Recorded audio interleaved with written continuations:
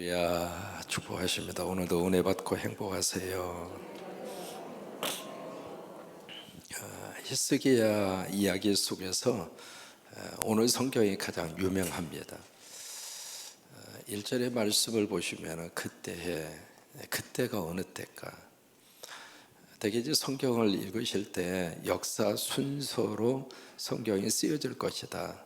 일반적인 이제 모든 세상의 작품과 글들은 연대기적으로 시간적으로 과거, 현재, 미래 그런 식으로 이제 역사를 써내려 갑니다만은 성경의 역사는 사실 어떤 순서적으로 그 다음에 연대기적으로 성경이 기록이 되어 있는 게 아닙니다. 성경의 기록의 목적은 딱 하나예요. 하나님께서 뭔가 주시고자 하는 메시지가 아주 뚜렷합니다. 그 메시지의 초점은 장차 이 땅에 오실 메시아, 그 이제 구약 전체에 쓰고 있는 가장 중요한 초점입니다. 이제 그걸 가지고 성경을 쭉 이렇게 썼기 때문에 성경은 뭐 왔다 갔다 해요. 우리가 이제 창세기가 가장 먼저 쓰여졌을 것이다 그렇게 생각하잖아요. 그게 아니에요. 조금만 성경을 들어가서 보면 창세기는 그 후대에 쓰여졌습니다. 오늘 이제 20장에 그때가 어느 때일까? 이게 지금 19장까지 보면은요, 사내님이 다 이스라엘을 공격하다가 퇴각을 하고 자기 이제 고향으로 가서 살다가 자녀들 사이에서 피투기는 권력 정탈전에 의해서 이 사내림이라고 하는 사람이 죽잖아요. 그리고 그의 아들 에살 핫돈이라는 사람이 왕위를 이어받았다. 그리고 나서 20장에 그때에 그렇게 되는 게 아니라 그 말입니다.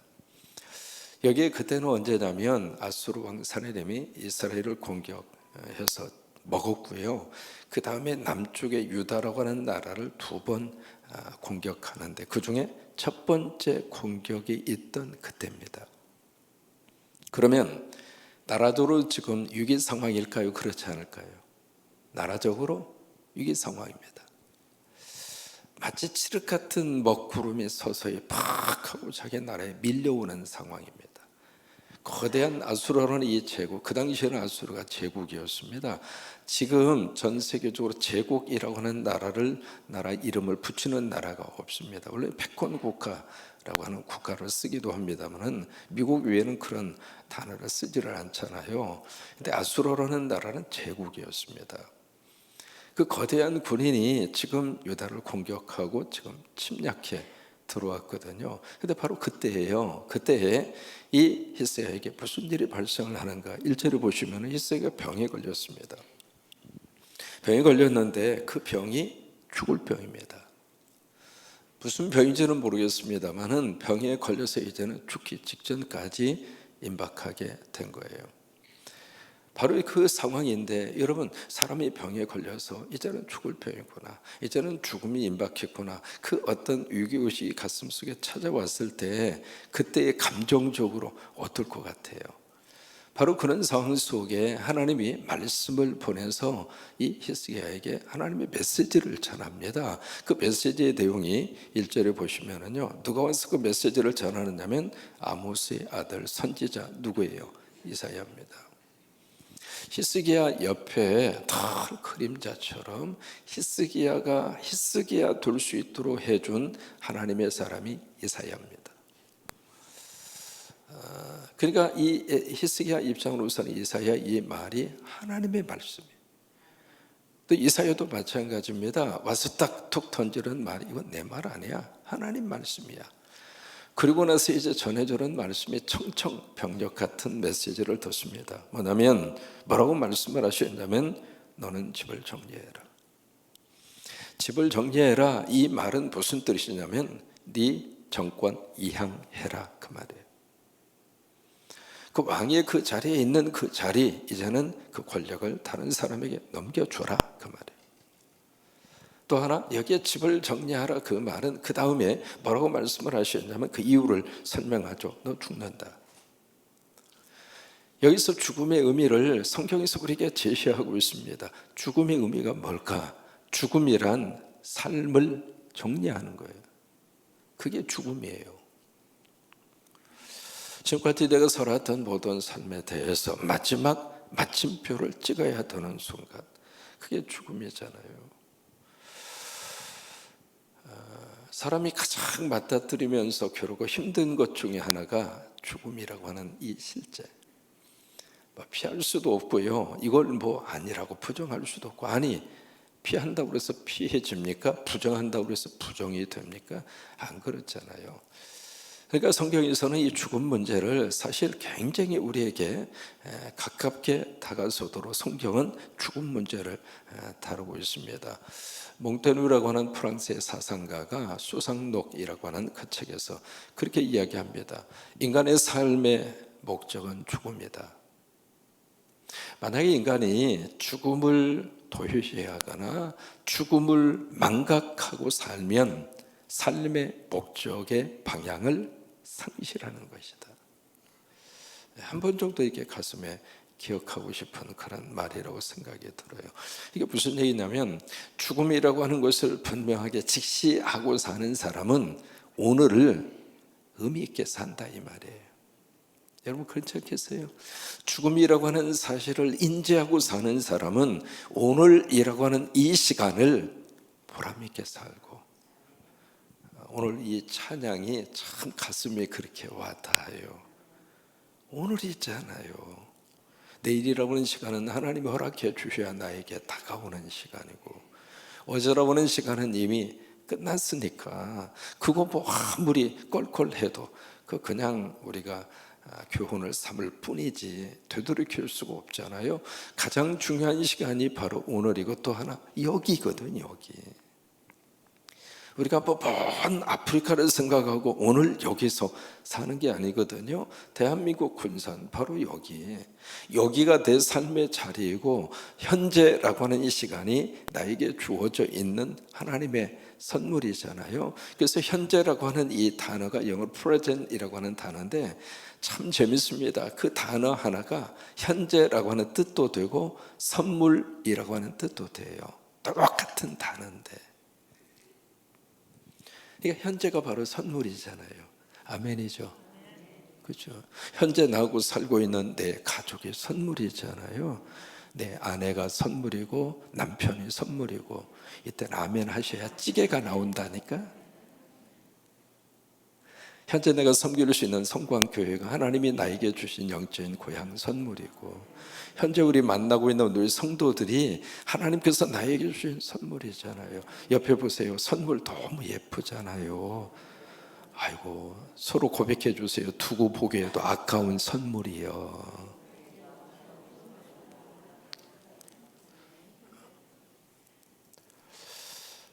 그 의식이 언제 우리에게 강력하게 가슴으로 와닿는가? 죽음을 생각할 때. 만약 이제 그것을 망각하고 살면 현재라고 하는 시간이 무한정으로 이어지리라고 착각하잖아요. 그러다가 어느 날 갑자기 현재와 오늘이 마지막이다, 그 생각이 딱 하고 오면 그때부터는 견딜 수가 없는 거예요.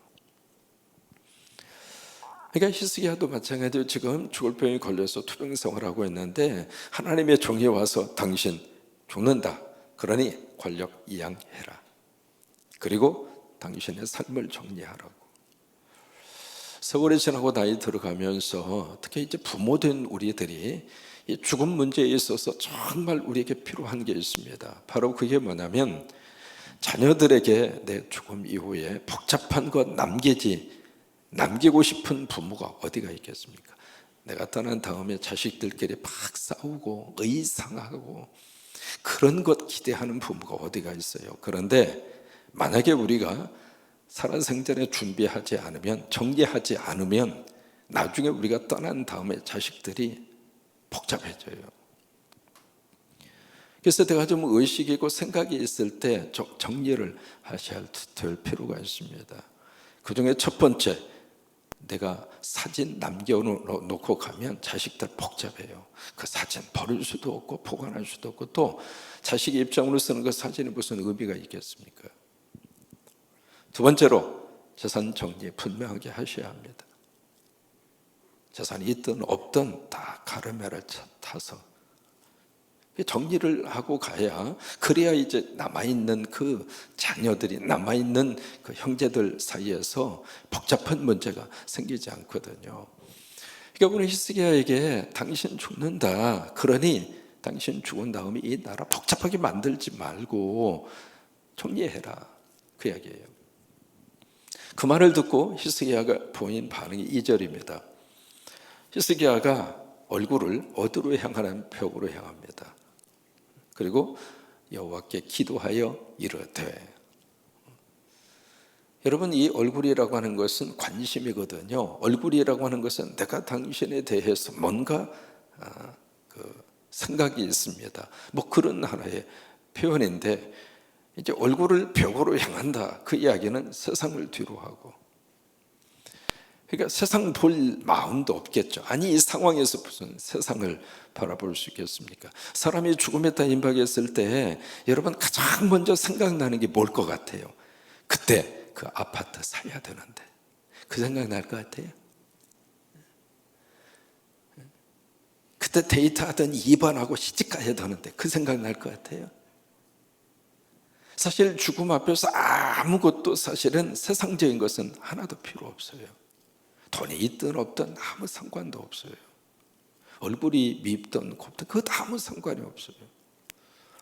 그러니까 히스기야가 그 죽음 앞에서 세상에 무슨 의미가 있겠어요? 세상이 무슨 히스기야에게 뭐 가치로 와닿을 수 있겠습니까? 살아있을 때나 세상이 필요한 거죠.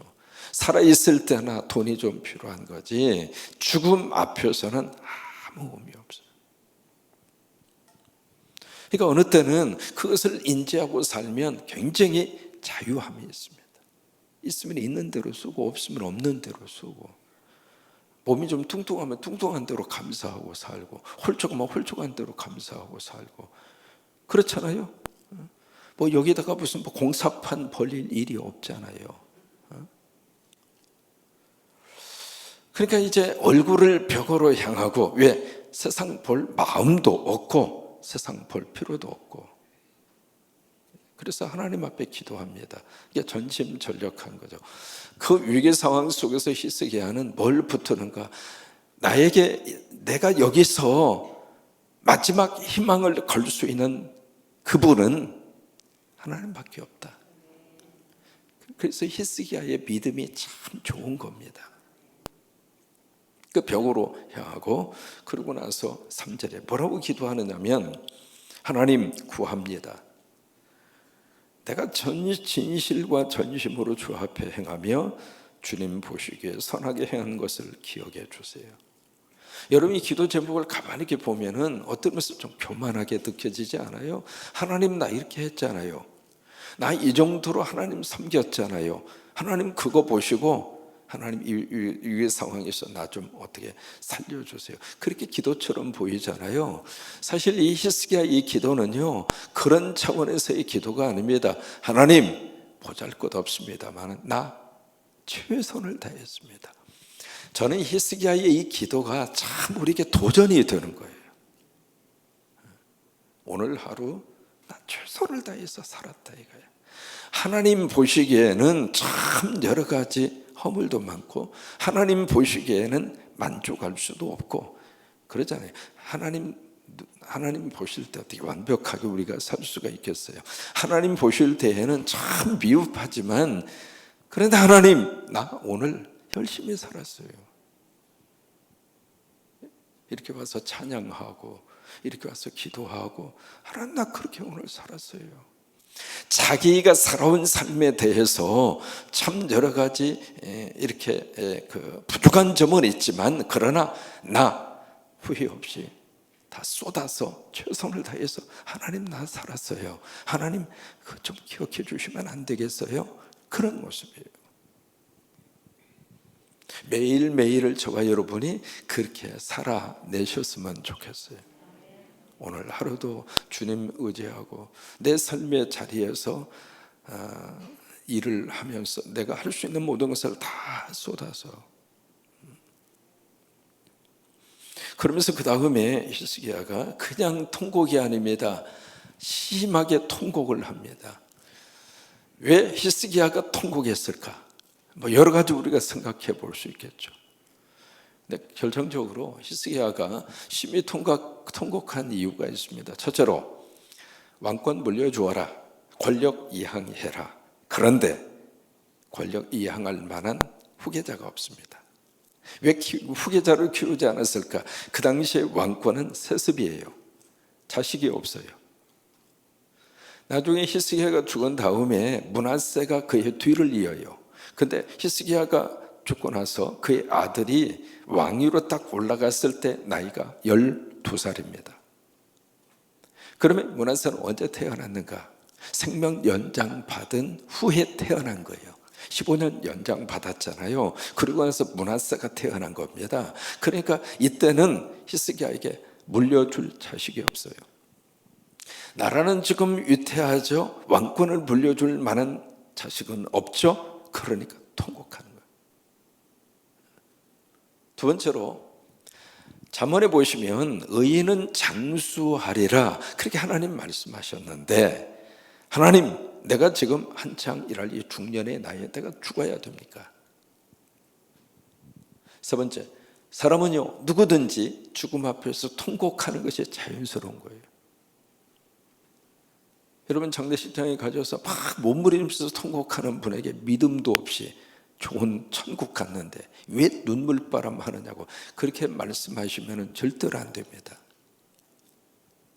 천국에 간 것은 간 것이고 죽음이라고 하는 실존 앞에서 나오는 감정은 감정인 거예요. 그러니까 극도로 슬픔 앞에서 슬픔을 표현하는 것은 당연한 거예요. 그러니까 막 몸부림치면서 우는 분에게 가서 이야기해도 귀에 들어오지도 않아요. 위로하고 싶으면 가서 그냥 손 가만히 잡아주시거나 위에서 기도할게요 그 한마디 하시거나, 아니면 그냥 가만히 계시는 게 최고 좋아요. 그냥 거기 가서 아유 천국 갔으니까 절대로 울지 마. 아니, 그렇게 말하는 사람은 나중에 자기가 터졌을 때 더 많이 울더라고. 그렇게 하시면 안 돼요. 그러니까 울 수밖에 없는 거예요. 근데 그 다음에 반전이 일어납니다. 4절입니다. 이사야가 성읍 가운데로 이르기 전에, 무슨 성읍인지는 모르겠습니다. 메시지를 전하고 이사야가 돌아간 거죠. 그쪽으로 가기 전에 하나님의 말씀이 이사야에게 다시 임합니다. 자, 1절에서 여호와의 말씀이 이사야에게 임했잖아요. 그 가운데 바로 2절과 3절에서 히스기야의 통곡의 기도가 있습니다. 그러면서 4절에 바로 이사야에게 또다시 말씀이 임합니다. 5절입니다. 같이 한번 읽죠. 너는 돌아가서 내 백성의 주권자 히스기야에게 이르기를, 왕의 조상 다윗의 하나님 여호와의 말씀이 내가 내 기도를 들었고 내 눈물을 보았노라. 내가 너를 낫게 하리니 내가 3일 만에 여호와의 성전에 올라가리라. 여기 이제 세 가지입니다. 세 가지. 내가 내 기도를 어떻게 써요? 들었다. 영어로 약자로 표현하면 hear, H죠. 그 다음에 내가 내 눈물을 어떻게 했다? 보았다. 영어로 보면 S가 되죠. seen. 내가 내 눈물을 보았다. 그래서 내가 너를 어떻게 해요? 고치겠다. 힐입니다. 여기 보시면은요, 들었다, 보았다. 그러면 이 하나님께서 들으시고 하나님께서 보시는 그 행위는 누가 했어요? 히스기야가 한 겁니다. 히스기야가 막 부르짖었고 히스기야가 울은 거예요. 히스기야의 그 통곡의 기도를 누가 들었는가? 하나님이 들으시고, 히스기야의 그 눈물을 누가 봤는가? 하나님. 다른 사람도 듣고 다른 사람도 보았을 겁니다. 그 상황 속에서 그 옆에 아무도 없을 리는 없겠죠. 그러면 많은 사람들이 히스기야가 막 통곡하면서 몸부림치면서 그 우는 모습도 보았을 것이고, 히스기야의 막 소리 짓는 그 부르짖음도 들었을 것입니다. 그런데 정작 이 듣고 보고서 반응을 보이시는 분은 누군가? 하나님이라 이 말이에요. 오늘 여기서 우리 기도가 하나님을 대상으로 막 몸부림치고 하나님을 대상으로 울면 하나님이 반응을 보이신다 이 말이에요. 내가 들었고 내가 보았다. 내가라고는 단어를 쓰잖아요. 그러면서 내가 너를 고치리라. 그러니까 HS 그 다음에 H로 결론이 난다 이거 말이에요. 3일 만에 네가 성전에 올라갈 것이다. 그 다음은 여러분 잘 아시잖아요. 15년 동안 히스기야가 생명의 연장을 받아요. 그 다음에 히스기야가 그 말을 듣고 도저히 믿기지가 않는 거예요. 도대체 이런 일이 어떻게 있을 수 있는가. 거기에 대해서 징조를 요구하죠. 그래서 유명한 그 해 그림자 사건, 그것이 이제 그 다음에 계속 이어집니다. 그 내용은 다음 주에 하겠습니다. 거기에 어떤 의미가 담겨져 있는가. 오늘 여기서 자 1절에서 말씀을 하시고 4절에서 또다시 말씀을 하시면서 왜 그렇게 바꾸지느냐 이 말이에요. 1절과 4절 그 사이에 히스기야에 뭐가 있어요? 통곡의 기도가 있습니다. 자, 그러면 지금 사람이 너 앞으로 언제 죽을 거야? 죽음을 미리 통고받고 죽은 사람이 과연 얼마나 될까? 역사상 사람이 태어난 날도 자기가 언제 태어난가 그거 모르잖아요. 언제 태어날지 모르잖아요. 죽는 것도 언제 죽을지 몰라요. 차라리 알려주셨으면 좋겠다 생각을 할지 모르지만 그 알려주면 미리 가요. 스트레스 받아가지고. 여러분 가장 중요하고 가장 우리 삶에 있어서 참 절대적으로 필요한 것은 감춰 주신 것이 축복입니다. 그걸 우리가 다 알면 좋을 것 같은데 그것을 알아서 좋은 게 별로 없어요. 차라리 모르는 게 낫습니다. 언제 내가 죽을지 모르고 그냥 열심히 사는 것이 좋지. 앞으로 너 1년 후에 몇 개월, 몇 월, 며칠, 몇 시에 또 죽을 거야. 그것을 환상을 통해서 기도하는 막 음성을 통해서 알려주시면 그게 은혜가 아닙니다. 그건 모르는 게 나은 거예요. 히스기야 같은 경우에 있어서는 특별한 케이스예요. 이런 케이스가 역사상 그렇게 흔하지 않습니다. 그러면 왜 히스기야에게 미리 죽음을 통지하게 했는가? 그 이유가 있습니다. 히스기야의 기도를 받고 싶은 거예요. 우리가 살면서 하나님이 우리의 기도를 받고 싶어서 우리에게 뭔가를 이렇게 문제가 일어날 수도 있고 사건이 벌어질 수도 있고 그것은 하나님 우리 기도를 요구하시는 거예요. 기도하라 그 말이에요. 하나님의 히스기야의 기도를 원했어요. 그리고 히스기야가 통곡하고 기도하면 그 다음에 하나님이 어떻게 하겠다고 하는 것도 하나님의 계획 속에서는 있었어요. 그 기도를 들으시고 하나님은 히스기야를 향한 그의 생각과 그의 계획을 돌이키신 거예요. 성경에 하나님께서 돌이키신 경우가 참 많아요. 출애굽기 32장 이스라엘 백성들의 금송아지 사건, 하나님이 진노하셨죠. 모세에게 말합니다. 진멸하고, 진멸이라고 하는 단어를 씁니다. Total destroyed, 완전히 그냥 망가버리고, 그러면서 내가 너를 새로운 민족애로 삼겠다. 그때 모세가 막 하나님 앞에 도구합니다. 하나님 이러시면 안 됩니다. 하나님 이렇게 되면 주변에 있는 주변 나라의 사람들이 뭐라고 이야기하시겠습니까? 그 다음에 출애굽기 32장 24절의 말씀, 하나님의 뜻을 돌이키세요.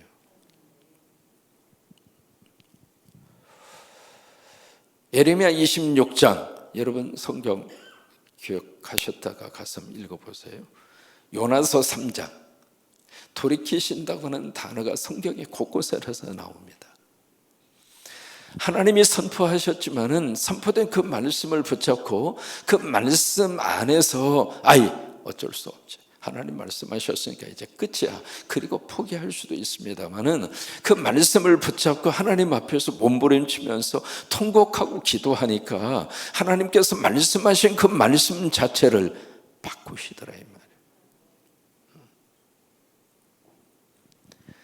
하나님께서 하신 말씀을 돌이키실까 돌이키시지 않을까, 그것은 하나님 영역이에요.